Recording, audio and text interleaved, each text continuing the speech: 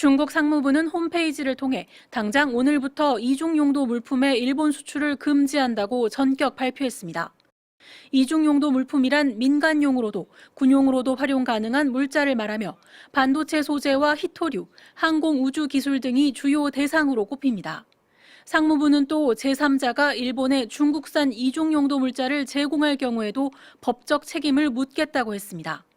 새해가 밝자마자 하필 이재명 대통령이 국빈으로 방문한 지금 중국 정부가 기습처럼 꺼낸 수출 규제 카드에 일본 정부는 급히 상황 파악에 나선 것으로 알려졌습니다. 이번 한중 정상회담을 두고도 일본 내에선 중국이 한국을 끌어들이려는 외교를 펼쳤다는 평가가 지배적입니다. 일본 언론은 경주에서 만난 지 2달 만에 중국이 이 대통령을 국빈 초청한 것부터가 이례적이라고 전했고, 요미우리 신문은 이 대통령의 방일 일정이 이달 중순으로 잡히자 중국 측이 그보다 빠른 1월 초 방중 실현을 위해 서둘렀다고 전하기도 했습니다. 반면 이 대통령이 회담 내내 중립을 유지하려 고심하는 모습을 보였다고 평가하기도 했습니다. 일본 정부는 논평은 자제하면서도 한국은 여러 과제에 파트너로서 협력해야 할 중요한 이웃나라라는 점을 새삼 강조했습니다. 今後ともシャトル外交の積極的な実施を含めまして、両政府間で緊密に意思疎通をしていく所存です。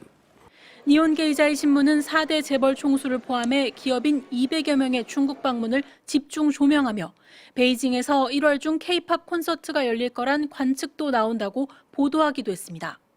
반면 이달 중 예정됐던 경제대표단의 방중마저 거부된 데 이어 예상을 뛰어넘는 강력한 수출 규제를 맞닥뜨린 일본 입장에선 당혹스러울 수밖에 없는 상황입니다. 도쿄에서 MBC 뉴스 신지영입니다. 그런데 중국에서 새해 들어서 와라. 그래서 새해 들어서 왔는데 새해 그럼 제일 빨리 가겠다.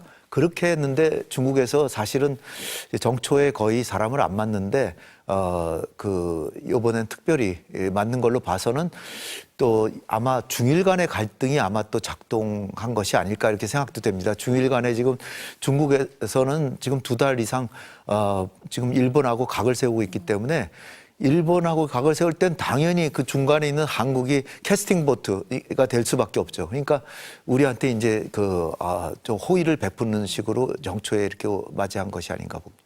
단지 이제 우리가 중국 편을 들 수는 없죠. 예, 그 부분은 이제 또 며칠 있으면 또 일본을 가세요. 대통령이 13일 날 가시거든요. 그러니까 그것도 다카이치 고향인 나라현으로 가거든요. 그러니까 일본에서 다 보고 있을 거 아니에요.